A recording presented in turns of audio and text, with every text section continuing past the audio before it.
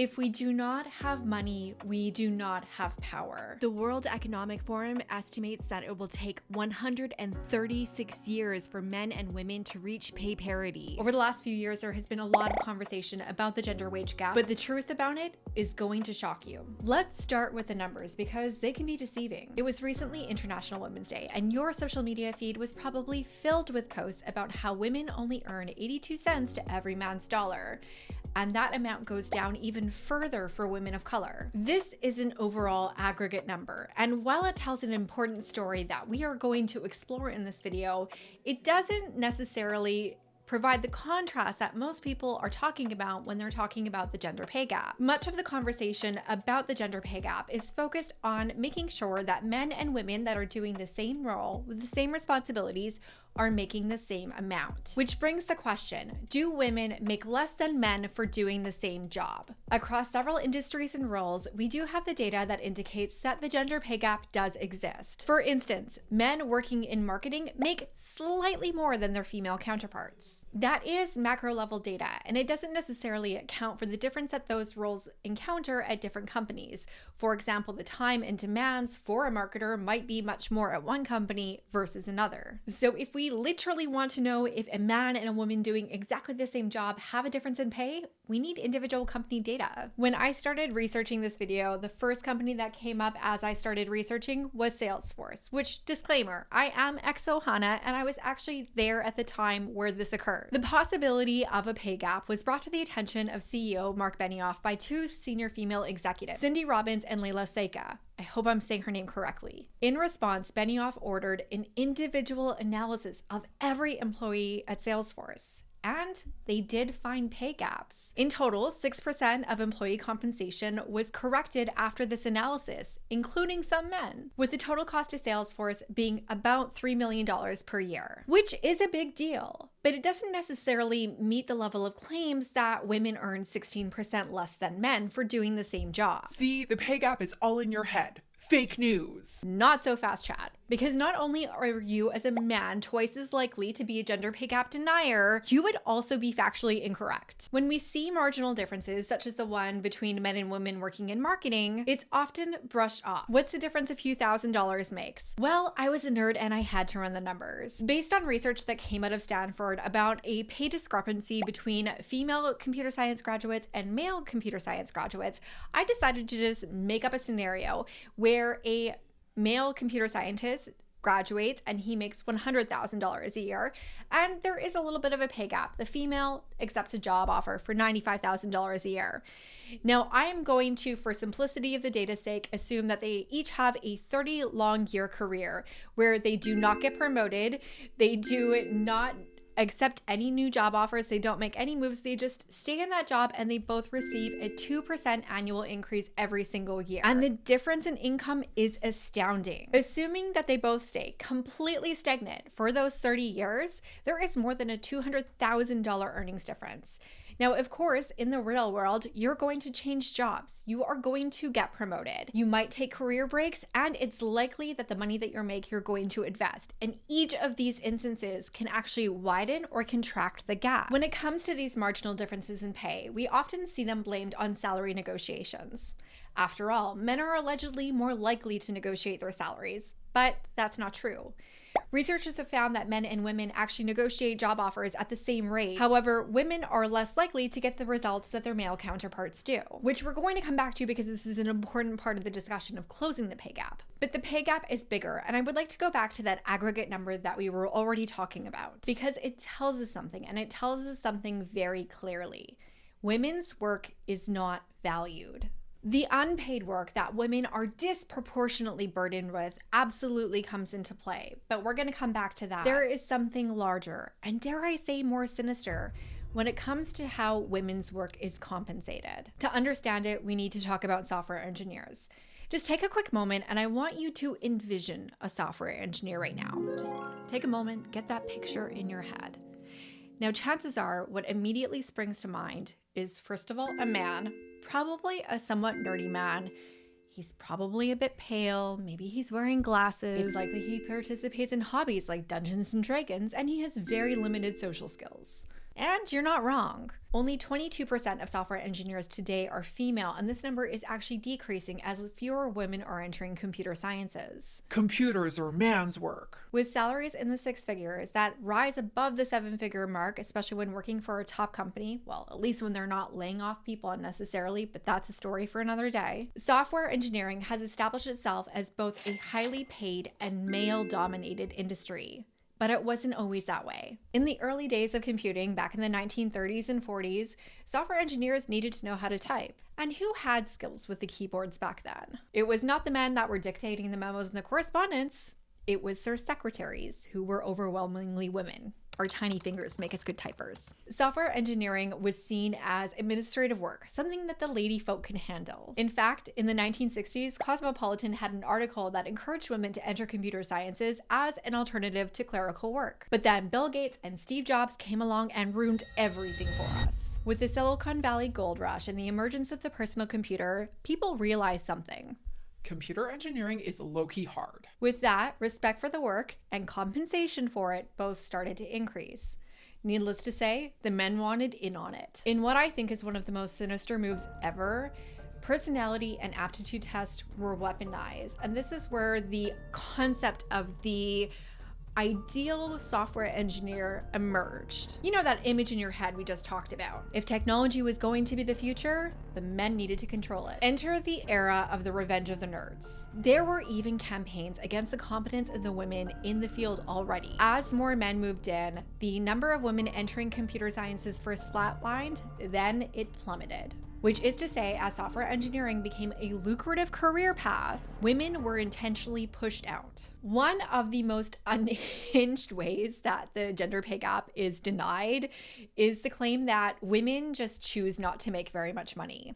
As one astute observer noted, that's because men tend towards higher paying jobs like doctor, lawyer, and software developer, while women gravitate towards lower paid jobs like female doctor, female lawyer, and female software developer. At the surface level, there is a little bit of truth in this. Professions such as teaching and nursing are female dominated, even though neither is known for being very well paid or very well respected. In the corporate world, administrative work, accounting, and marketing tend to be female dominated roles even within male dominated industries. While businesses couldn't run without these functions just as much as they wouldn't be able to function without a sales or product team, once again, we see female-dominated roles having lower general compensation than male-dominated roles within the corporate world. There are important factors that influence career choice, which we're going to talk more about in just a little bit. But there is an important piece that is chronically omitted from the conversation. The choice to enter a female-dominated field situates women to make more money, even if that field is historically undervalued and underpaid. In addition, researchers have found that once it financially and professionally makes sense to enter a male-dominated field, women will make the transition. For example, in recent years, we have seen a growing exodus from the teaching field, which if we want a case study on highly demanding and complex work that is undervalued and under-respected, teaching is it. So where are teachers transitioning to? I've observed that a lot of people that are leaving the teaching field are transitioning into the corporate world and into tech. Instead of thanklessly dealing with a room full of unruly children, they can deal with smaller rooms of incompetent chads with less stress and more pay. But let's backtrack a minute for that decision to enter the female-dominated field in the first place and why it can make so much sense. For starters, work schedules come into play. While teaching demands a lot of hours, there are school breaks and summer breaks, which if you are a woman who is choosing to have children,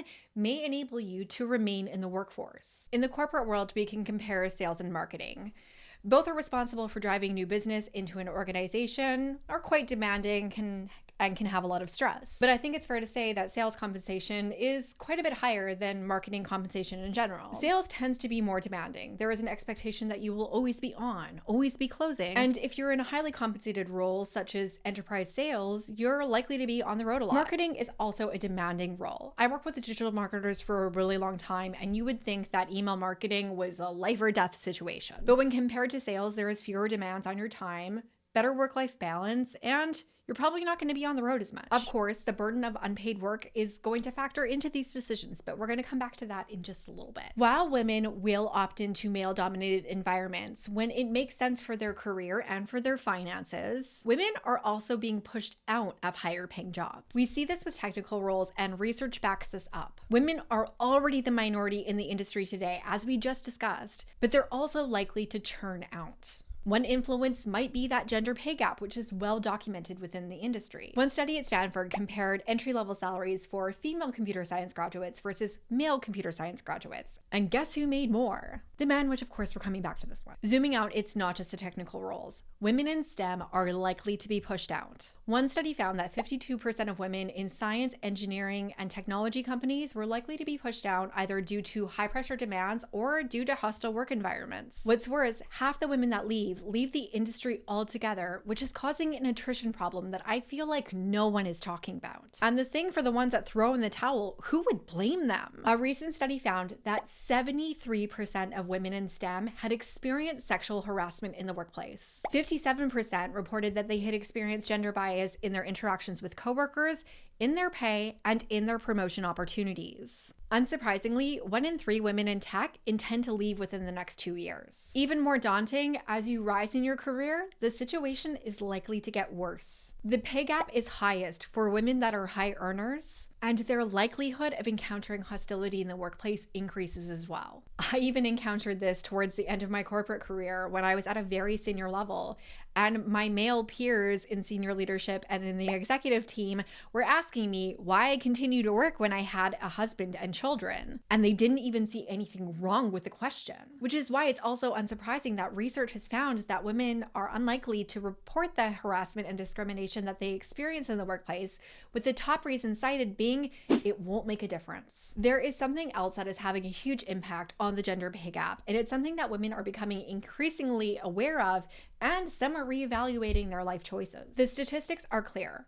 Having children has a regressively detrimental impact on your promotion path and subsequently your income. With each child you have, your earning potential and your promotion opportunities decrease. If you are a working mom, you know the call that strikes immediate panic and intense negotiations. In fact, I got this call this afternoon. Your kid is sick and they need to get picked up from school. I have had this conversation with my husband more times that we can count. Immediately, we are analyzing whose day is more flexible, who has the ability to rearrange things, and who is ultimately going to go and get the kid. But there is a crucial factor that comes into that negotiation for parents, and it usually comes down to this one thing: who earns more? Earnings equal importance, and with a well-established pay gap, it's a vicious cycle. We saw this play out at scale in the spring of 2020. During the pandemic, 12 million women were driven out of the workforce due to the fact that childcare became non-existent and work and school were both online. And I was one of them. This is not being made any easier with the return to office, which is something that we're going to come back to in just a little bit. Of course, it wasn't just the pandemic that marginalized women and forced them to leave the workforce. One study looked at the impact of motherhood on factors that drive career progression, and they found that women with children had less organizational support, less networking opportunities, and received less mentorship. This tracks with the workplace norms that I personally experienced as well. While my male counterparts that had children typically had wives staying at home to take care of them, I didn't have a wife staying at home to take care of them. Me and my husband both had very demanding jobs. At one company, I actually complained about the number of after-hours company activities because I had to get my kids from daycare. But when I spoke to the HR person about it, who happened to be the one organizing it, she didn't see it as a problem because she happened to organize them on the night that her ex-husband had custody of her children. And the men with kids didn't seem to mind because they didn't have to worry about daycare or childcare. Now, I do in general hate team building activities, especially the ones that take place after work hours. I just don't think they're the vibe. But I have to admit, there still is a certain level of presence that does matter. It's important to highlight here as well that the care responsibilities go beyond children. So even if you are team child free, you might bump into this one. The reality is the parents of millennials and Gen Zs are aging, and with aging comes more care responsibilities. Even if you are not taking on day-to-day care for a parent or other elder family member, There is a cognitive load that goes with it, and there are demands on your time. There is another thing that is driving the gender pay gap between men and women, and while this one is closing, it is also being weaponized against us. Women account for 50.8% of the population. We earn 50% of undergraduate degrees and 59% of graduate degrees. Yet women hold the minority of leadership roles across all industries. While last year, female CEOs finally outnumbered CEOs named John, actual statistic, I wish I was kidding, women are still very much the minority at the top, especially women of color. Corporate boards are also disproportionately governed by white men. While laws in place in California and New York have helped to diversify corporate boards, there is still a lot of work to be done. As I mentioned earlier, women at the top are also experiencing the widest of pay gaps. It's not just executive and leadership compensation where we see this disparity with capital. Women hold a minority of partnerships in venture capital funds, and just 2.3% of VC funding goes to female founders. Even worse, those who do rise to the top, get the board seat, or get funded are frequently undermined. For example, men have accused me and women like me as being diversity hires. They genuinely seem to believe that we get into the positions we do because we're women, which I can't even do a fact-based takedown because it's so absurd. And this is one of the ways that women that do rise to the top encounter increasingly hostile environments. The causes of the leadership gap are something that I could truly spend hours talking about. But let's get back to the pay gap and the most unhinged argument that I have heard to justify the gender pay gap. Women want to prioritize families and live their best trad wife lives. This is true for some, and if that's you, fill your boots, but do not make it a generalized statement. Professional ambition is something that has been well studied, and researchers have found that men and women have equal amounts of ambition at the beginning of their careers. Even having children doesn't actually make a difference for the level of ambition that women have. What it does is it shifts the opportunity to succeed in the workplace. When we look up the rungs of companies, and particularly in the C-suite, we see it's a man's world. But is the problem that women don't want to be there? Over the years, I have observed that even within female-dominated fields and female-dominated industries, men are disproportionately at the top. Much of my career was spent working with marketing teams for some of the biggest companies in the world. And while the teams that I worked with were marketing and typically disproportionately female, often I observed the executives making the buying decisions were men. I do want to shout out marketing here though, because this is a field that is seeing improvements. One of the biggest ambition killers, and there is no elegant ways to say this, the level of bullshit you have to put up with. Earlier in this video, we talked about the high percentage of women that have to deal with bias and discrimination in the workplace and how it causes attrition within STEM. How much resistance are you willing to put up with in order to get paid and promoted while Chad just charms his way ahead? That said, one of the biggest ambition savers can be company culture. This is something I experienced in my own career. And I promise they're not paying me to say this, they don't even know about it. But back when I was at Salesforce, I was surrounded by powerful women that had made it to the top levels of the organization, and I benefited from their mentorship. There was also a corporate structure, and I had a remote role and was well supported so that my ambitions could still be pursued even as I had kids. This was important. This is one of the reasons why I was able to get promoted when I was pregnant and when I was on maternity leave and continue to accelerate my career at the same time I was growing a family. These are not complex solutions, and these are solutions that benefit everyone.